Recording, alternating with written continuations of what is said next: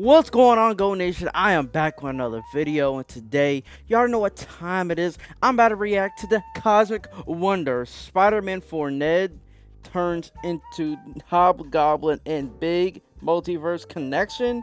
The Hobgoblin. Yo, didn't he just say in the last Spider-Man movie he's not gonna do that? I'm not gonna turn on you, Peter. Was Ned capping? See, bro, that's why you gotta have good friends in your life, man, because people ready to turn on you.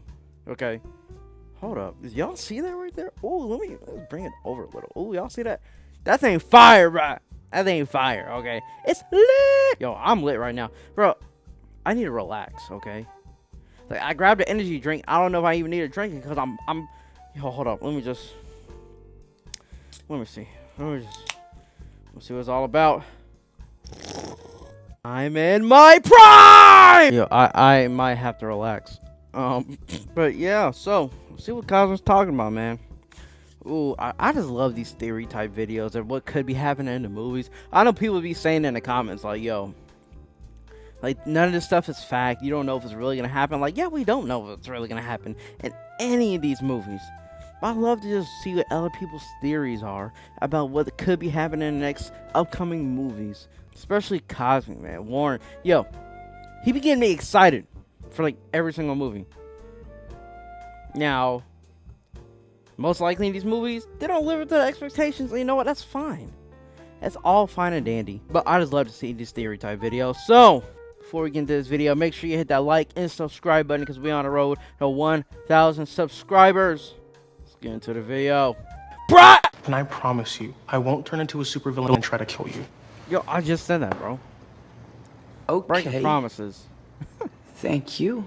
Well, Jacob Batalon, who plays Ned, Peter Parker's best friend in the MCU, might not be Peter Parker's best friend for long. New reports state that he is going to return in the new Spider-Man trilogy, Spider-Man 4, 5, and 6, as Hobgoblin, and will even have connections to the multiverse. Now, Jacob Batalon has actually been teasing Hobgoblin. He's done it a few times, but one main time was where he posted a picture to his Instagram of him holding a Hobgoblin action figure. And back in 2022, in an interview with Esquire, they straight up asked him about the rumors of him possibly playing Hobgoblin and just playing villains in general, in which he replied, "You know, I'd love to." And then he actually teased that it's already set up for him to play villainous characters. In the interview, he said this: "I feel like as an actor, when I was in drama school, I really gravitated more towards really dark, dramatic things, as opposed to comedy and things of like that nature. But I found, you know, playing Ned and Reginald, it has sort of given me this light where I wasn't seeing things so negatively and I wasn't thinking so deeply or darkly about things. It's a very light presence, and it's been a very positive effect on my life. So I feel like I'm looking forward to doing a lot of other things, which, you know, people may not see me doing right now, but yeah, those things are in the works for sure." So basically, he just confirmed that villainous roles are in the works already for him. And we have this new report today coming from Holyfield News, which states Jacob Batalon will return to the MCU in the new Spider-Man trilogy as Hobgoblin and will have connections to the multiverse. It was previously teased in Spider-Man No Way Home that Ned Leeds will eventually become a supervillain that targets Spider-Man. Now, there's two things here on top of Ned becoming Hobgoblin. One is the multiverse connection, and the other is the tease that he'll be a villain. So let's start with the multiverse connection. Some might be confused about a connection with Hobgoblin and Ned, Peter Parker's best friend, to the multiverse. Well, there are 2 points here that I'd like to make. One is that he can obviously use a sling ring now. Now, a lot of people think that a sling ring can't actually open a portal to the multiverse, but let's not forget what was established in the first Doctor Strange movie. When Doctor Strange is at the Carmitage and he's trying to learn spells and they first introduce the sling ring, Mordo states this: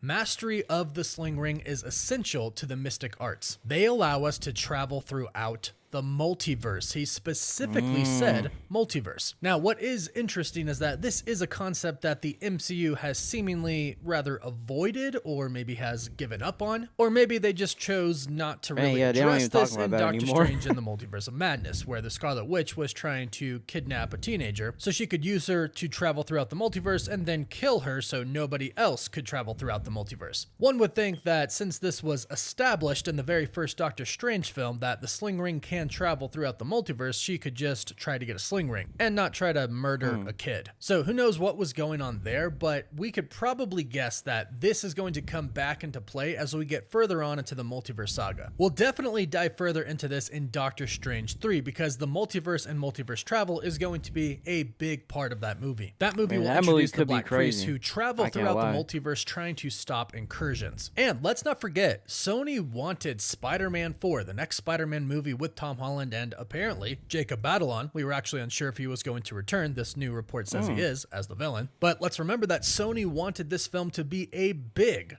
multiverse film, a bigger film than Spider-Man No Way Home, which is quite a pretty big feat there to take on. They basically wanted to double down on what they did in Spider-Man Home and just add a lot more villains and bring back Tobey Maguire and Andrew Garfield's Spider-Man. However, Marvel Studios did not want that. They wanted this next film to be a more grounded film, which is basically what the ending of Spider-Man No Way Home set up. But based off of everything that we've heard, it looks like Marvel and Sony came to a pretty decent agreement where they both kind of get what they want. It sounds like most of the movie is going to be pretty level, pretty grounded. However, there is going to be some pretty big multiversal aspects involved with the film, and that's where Hobgoblin's connection to the multiverse could come into play, especially since he has that sling ring. But why would he turn bad? That's kind of the biggest question right now. Why would Ned, who has been Spider-Man's best friend, his number one throughout the entire Homecoming trilogy, why would he turn on Peter Parker? Especially after in Spider-Man No Way Home, he promised Peter that he wouldn't turn into a supervillain and try to kill him. Something I genuinely believe that he meant. So it makes me believe that they are going to go a rather comic accurate route with Ned, even though they kind of haven't so far. In the comics, Peter Parker and Ned both work at the Daily Bugle. And actually the two of them competed for Betty Brant. They both liked Betty, who Ned did date for a little bit in Spider-Man Far From Home. But eventually Peter Parker backs out, realizing that Betty wouldn't really accept the fact that he's Spider-Man. So long story short, Ned gets Betty, they end up getting married. And Ned doesn't necessarily just turn evil and then attack Peter Parker, he's actually brainwashed. Ned sees Spider-Man fighting the actual Hobgoblin, so Ned follows the Hobgoblin to his hideout. Unfortunately, Hobgoblin would discover that Ned was there, so he captures him and he brainwashes him. And he basically turns him into a Hobgoblin, not the Hobgoblin, but a Hobgoblin, basically as a scapegoat to use in case the Hobgoblin is ever unmasked. And what's also very interesting is that in the comics, Ned's Hobgoblin was also revealed to be a sorcerer, and he trained under Baron Mordo, specifically in the art of reality-altering chaos magic. So when we think about who could possibly hypnotize Ned in Spider-Man 4, they could go the comic accurate route where the real Hobgoblin captures him and brainwashes him, which I think would be rather interesting, except for the fact that Ned is supposed to be off at college. But if for some reason he stays there in New York and starts working for the Daily Bugle, that could be a really cool story because, again, he doesn't know who Peter Parker is. He just knows that there's a Spider-Man now due to Doctor Strange's spell. So he could work at the Daily Bugle trying to track Spider-Man down. Meanwhile, Peter Parker knows that Ned is tracking him and this is his old best friend. I actually think that would be a really cool storyline because it would give us some deep moments for Peter Parker, probably also some funny moments as well. Like he's watching his former best friend who knew that he was Spider-Man try to track him down and figure out who he is under the mask. I actually think that would be pretty funny. And of course it would be hard for him at some points as well because it's sad. Ned no longer knows who Peter Parker is. So that's one way they could take it, but another way that they could take it is they could actually bring Baron Mordo back. They might still have plans for him, and if he still is out there trying to get rid of sorcerers, perhaps he finds Ned, but instead of killing him, he realizes that he has a connection to Doctor Strange and Spider-Man. So instead, he brainwashes him or puts him under some sort of a spell, makes him become Hobgoblin to get Spider-Man and to get Doctor Strange. That would also be a pretty cool thing to do as well in the MCU. And I think these two options make the most sense. Now, obviously, he no longer knows who Peter Parker is, so the best friend thing doesn't exactly matter anymore. He doesn't know a Peter Parker anymore, and he definitely doesn't know who Spider-Man is under the mask, so perhaps he just develops a hatred for Spider-Man. Perhaps he tries to develop powers of his own. Perhaps he even goes out there and tries to start fighting some crime. But Spider-Man, Peter Parker, who of course knows him, keeps intervening, Maybe Peter doesn't actually want Ned to be out there in harm's way, so Peter keeps getting in the way as Spider-Man. This could lead to Ned really not liking Spider-Man. Plus, if he does go on to work at the Daily Bugle, then J. Jonah Jameson is going to be all up in his head convincing everybody that Spider-Man is indeed a villain. So perhaps Ned takes it on himself to become Hobgoblin and go out and fight Spider-Man. We do know that so many Kingpin is going possibilities, to bro. be getting a This task could be actually force really to good. go out there I and gotta get be the honest. masked vigilantes. And we know that it's going to actually include some masked vigilantes as well, but working for him, so you know, it's cool to him. Perhaps Ned takes this opportunity to kind of work for Kingpin to go and get Spider-Man, and he just simply creates the Hobgoblin as to not reveal his true identity. Definitely a lot of options for this, but go ahead and let me know what you think. Would you like this? Would you like for Ned to become Hobgoblin in Spider-Man 4 and be a villain of the movie? Or would you not like to see them go that route? Let me know your thoughts in the comments down below.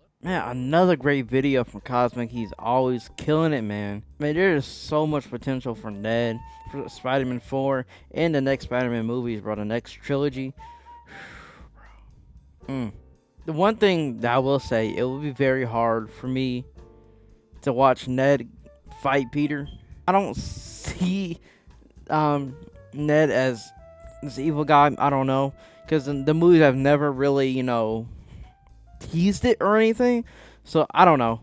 It might be weird for me, but I don't know. Tell me in the comments below, what do you think? Do you want to see Ned as Hobgoblin, or do you just want to see a big multiverse movie that's bigger than No Way Home, I guess, like Sony wants it? I don't really know. I don't know what Sony's thinking, to be completely honest. They be just saying random stuff. They just be trying. Let's just try stuff. Let's see what happens. Let's make some money. That's what they be thinking. Anyways, don't forget to hit the like and subscribe button. Leave a comment or two. You already know what to do. Go Nation. I'm out. Speed off, swerving. I'm not a regular person. I found a diamond, she perfect. Plus I do not gotta buy her a Birkin.